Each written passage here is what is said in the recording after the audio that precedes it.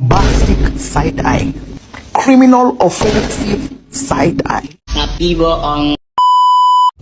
Bila ada matahari bersinar menerangi.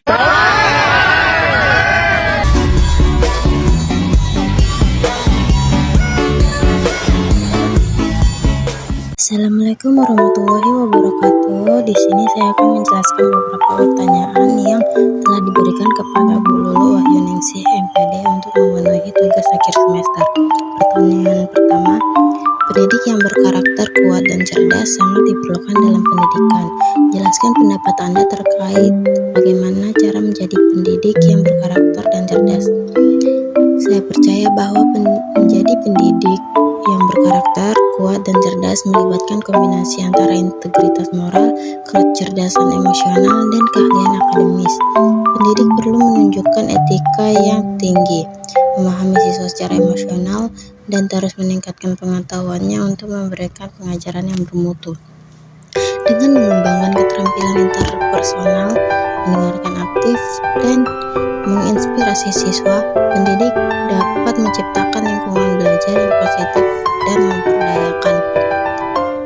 2. Boarding school dan homeschooling adalah bentuk pendidikan alternatif yang dapat diikuti oleh peserta didik. Jelaskan bagaimana, dan untuk apa kedua bentuk pendidikan tersebut. Boarding schooling adalah sekolah di mana siswa tinggal di kampus selama jangka waktu tertentu. Sementara homeschooling adalah bentuk pendidikan di mana siswa belajar di rumah, biasanya di bawah bimbingan orang tua atau tutor. Kedua bentuk pendidikan ini memberikan alternatif bagi siswa dengan preferensi atau kebutuhan yang berbeda. Boarding schooling menekankan pengalaman sosial dan pembelajaran dalam komunitas, sementara homeschooling memberikan kontrol lebih besar terhadap proses pembelajaran. Nomor 3, guru memiliki peran penting dalam pendidikan, salah satunya sebagai agent of change melalui proses pembelajaran. Berikan pendapat Anda terkait hal tersebut. Menurut pendapat saya bahwa guru memiliki peran kunci sebagai agen perubahan dalam proses pembelajaran. Sebagai agent of change, guru tidak hanya menyampaikan informasi tetapi juga membentuk pemikiran, nilai, dan sikap siswa. Dengan menciptakan lingkungan belajar yang inovatif, memotivasi siswa untuk berpikir kritis dan mendorong kreativitas. Guru dapat menginspirasi perubahan positif dalam pola pikir dan perilaku siswa. Dengan demikian, peran guru bukan hanya sebagai penyampai pengetahuan, tetapi juga sebagai pendorong transformasi yang membawa dampak jangka panjang dalam perkembangan siswa. Nomor 4, pendidikan di Indonesia masih tertinggal dibandingkan dengan negara-negara lain seperti Jepang, Australia, Jerman, Amerika, dan Korea. Apabila Anda sebagai pemimpin dalam bidang pendidikan, apa yang akan Anda lakukan untuk membenahi pendidikan Indonesia? Sebagai pemimpin dalam bidang pendidikan di Indonesia, Anda akan fokus pada beberapa langkah kunci. Yang pertama, reformasi kurikulum, yaitu mengembangkan kurikulum yang relevan, inklusif, dan mempersiapkan siswa untuk menghadapi tantangan global. Yang kedua, memperkenalkan metode pembelajaran yang mengedepankan keterampilan abad ke-21 seperti pemecah masalah, kolaborasi, dan kreativitas. Poin kedua, pelatihan dan pengembangan guru, yaitu yang pertama, memberikan pelatihan kontinu bagi guru untuk meningkatkan keterampilan mengajar dan pengetahuan akademis. Yang kedua, mendorong partisipasi guru dalam workshop dan program pengembangan profesional.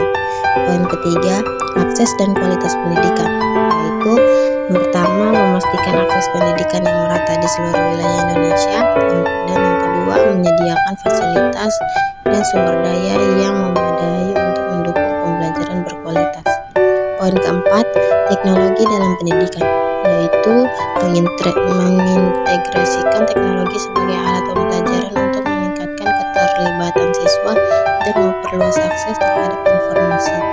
Poin kelima, kemitraan dengan sektor swasta dan masyarakat, yaitu membangun kemitraan dengan perusahaan dan organisasi masyarakat untuk mendorong pendidikan dan membuka peluang kerja bagi lulusan. Poin keenam, penilaian berbasis kompetensi, yaitu menerapkan sistem penilaian yang adil dan berbasis kompetensi untuk mengukur kemajuan siswa secara holistik. Poin ketujuh, penelitian dan inovasi, yaitu mendukung penelitian dan inovasi dalam pendidikan untuk terus meningkatkan metode pengajaran dan memecahkan tantangan pendidikan yang dihadapi. Dengan langkah-langkah ini, saya berharap dapat memperbaiki sistem pendidikan Indonesia dan menciptakan lingkungan pembelajaran yang memajukan kemampuan dan potensi setiap siswa. Nomor 5, jelaskan pengaruh sosial media terhadap perkembangan pendidikan di Indonesia. Pengaruh sosial media terhadap pengembangan pendidikan di Indonesia memiliki dua sisi yang perlu diperhatikan, yaitu sisi positif dan sisi negatif. Nah, sisi positifnya ada 3, yaitu yang pertama, akses informasi, kolaborasi dan koneksi, dan pendekatan pembelajaran inovatif. Sedangkan yang negatif juga memiliki 3 poin penting, yaitu yang pertama, gangguan absentisme, 2, penyebaran informasi palsu, dan yang ketiga, isolasi sosial. Penting untuk mengelola dampak sosial media dengan bijak, memanfaatkannya sebagai sumber pembelajaran yang positif sambil mengajarkan siswa tentang literasi media dan kritisisme informasi. Sekian dari saya. Apabila ada pertanyaan, silakan menuliskan pertanyaan Anda di kolom komentar bawah ini. Sekian dari saya, mohon maaf bila suara saya tidak jelas. Kalau mau jelas boleh call saja. Terima kasih. Wassalamualaikum warahmatullahi wabarakatuh.